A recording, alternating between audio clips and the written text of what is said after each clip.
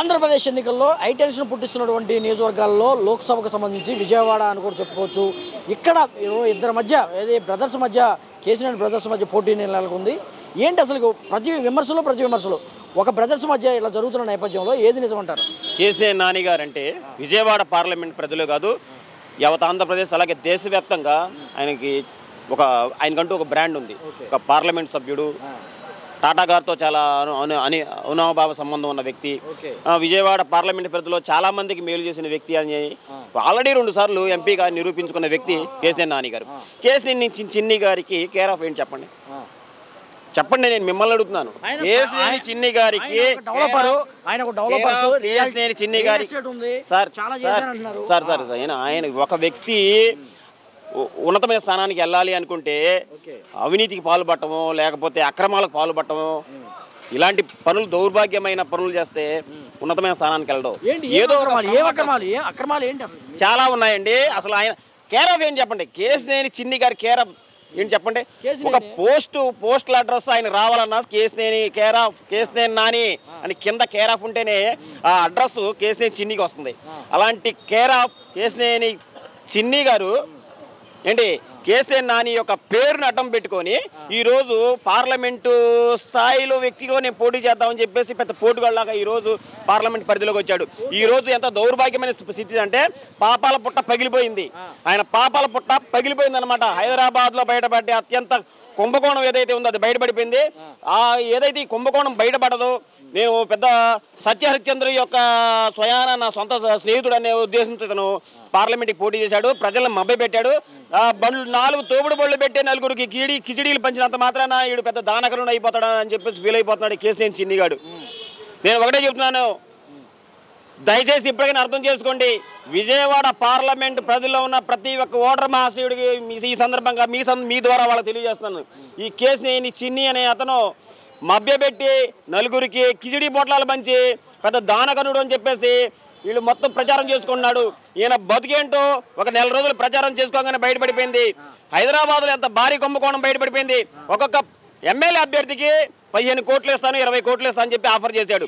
ఇది నమ్మిక తంగిరాజు సౌమ్య దగ్గర నుంచి, తిరువూరు దగ్గర నుంచి మీకు జగ్గపేట ప్రతిదీ కూడా మీ ప్రతిదీ మైలవరం కాన్స్టిట్యున్సీ ఒకటి తప్పనిచ్చి, ఎందుకంటే మైలవరం కాన్స్టిట్యున్సీ వసంత కృష్ణ ప్రసాద్ ఆల్రెడీ దండుకున్నాడు కాబట్టి ఆయనకి ఏం ఇవ్వాల్సిన పని లేదు. అదొకటి తప్ప. ఇక్కడ సుజనా చౌదరి అనే ఒక బోగర్ వచ్చాడు, ఒక బ్యాంకులు కన్న వేసేవాడు వచ్చాడు. వీడికి చిన్ని గారి దగ్గర నుంచి డబ్బులు తీసుకోవాల్సిన అవసరం లేదు.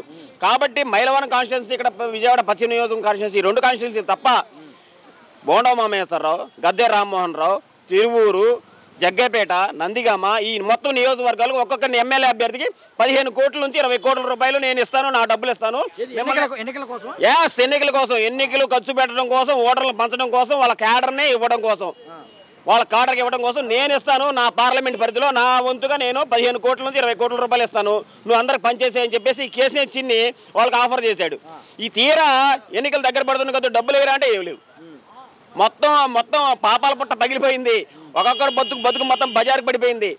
ఇక ప్రజలు ఇప్పుడైనా సరే తెలుసుకోవాలి, ఎవరంటే వీళ్ళు కపట తల్లి ప్రేమ చూపిస్తున్న ఎలాంటి వాళ్ళకు ప్రకృతి చూపించింది. కానీ మీరు అంటున్నారు వాళ్ళు గెలుస్తాము, ఈసారి ఖచ్చితంగా చిన్ని లోక్సభలో అడుగు పెట్టబోతున్నారని కూడా పెద్ద ఎత్తున ప్రచారం చేసుకున్నాను. ఏం చేసావు నువ్వు? ఏం ఒలగబెట్టావు? నీకు విజయవాడ పార్లమెంటు ఓటర్లు నీకు ఓటేయాలి.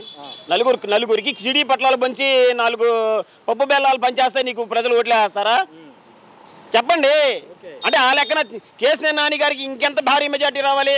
కనకదుర్గమ్మ ఫ్లైఓవర్ అయితేనేమి, లేకపోతే బెంజ్ సర్కిల్ దగ్గర ఫ్లైఓవర్ అయితేనేమి, ప్రతి ఒక్క పల్లెటూరులో వాటర్ ట్యాంక్ కట్టడం, ఇలా చాలా చెప్పుకుంటూ పోతే చాలా ఉన్నాయి.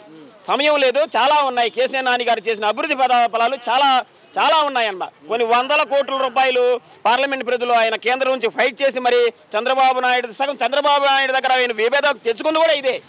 అరే బాబు, నేను ఎంపీగా గెలిచాను, నేను ప్రజలకు ఏదో ఒక మేలు చేయాలి, తద్వారా మళ్ళీ మనం ఎన్నికలకు వెళ్తాము, అప్పుడే మనకు ఓట్లేస్తారు. వాళ్ళకి ఎంతమంది అప్పుడు అధికారంలో ఉన్నప్పుడు 2014 నుంచి 2019 అధికారంలో ఉన్నప్పుడు ఎంతమంది డబ్బులు ఇవ్వండిరా బాబు ఎంతకాడికి పందికొక్కుల్లాగా తినటమేలే. కానీ కేసీఆర్ నాని గారికి ఏ రోజు కూడా పార్లమెంట్లో 1 రూపాయి ఇవ్వాలి, సొంత నిధులే. ఏమంటే కేసీఆర్ నాని గారు ఈరోజు బయటికి రావడం ప్రధాన కారణం ఏంటో తెలుసా? బొద్దాయంకన్నా, నాగుల మీర, బోండా మామేశ్వరరావు ఈ పందుల్లో ఎలుకల్లాగా మొత్తం ఆశాంతం నాగేశారు. ఇప్పుడు కేసీఆర్ చిన్ని గారు వంతైంది. ఇప్పుడు అలాగే వీళ్ళని నమ్ముకొని గోదావరి దున్నపోతు నమ్ముకొని గోదావరి ఈదినట్టు వీళ్ళని నమ్ముకొని విజయ పార్లమెంట్ పరిధిలో పోటీ చేయడానికి వచ్చాడు, నట్టేట మునిగిపోయాడు. ఇప్పుడు ఏంటి మరి పార్టీ ఇద్దరు బ్రదర్స్లో ఎవరికి విజయం వరిస్తున్నారు? మీకు ఇంతసేపు మాట్లాడిన తర్వాత ఇంకా మళ్ళీ ఇక్కడికి వచ్చి నన్ను అడగకూడదు. మొత్తం ఆల్రెడీ విజయం ఖరారైపోయింది. కేసీఆర్ నాని గారు భారీ మెజారిటీ 1,00,000 ఓట్ల భారీ మెజారిటీతో గెలుపొందబోతున్నారు. ఎన్టీఆర్ జిల్లాలో 7 నియోజకవర్గాలు వైఎస్ఆర్ కాంగ్రెస్ పార్టీ అభ్యర్థులు విజయకేతనం ఎగరబోతుంది. అలాగే చంద్రబాబు నాయుడు అండ్ టీము, ఈ కూటమి సభ్యులు ఎవరైతే ఉన్నారో వాళ్ళు ఈ ల్యాండ్ టైటిల్ మీద అనవసర రాద్ధాంతం చేసి ల్యాండ్ టైటిల్ మీద కూడా పెద్ద ఎత్తున వీళ్ళు అభస్మాలయ్యారు. ఎందుకంటే నీతి ఆయోగ్ అని చెప్పేసి ఒక సంస్థ ఉంది. ఇప్పుడు మొత్తానికి విజయం అనేది ముంగిట్లో ఉందంటారు నానికి? విజయం ఆల్రెడీ ఖరారైపోయింది, ప్రజలు డిసైడ్ అయిపోయారు. రేపు 13వ తారీఖు ఎప్పుడు వస్తుందా అని ఎదురు చూస్తున్నారు.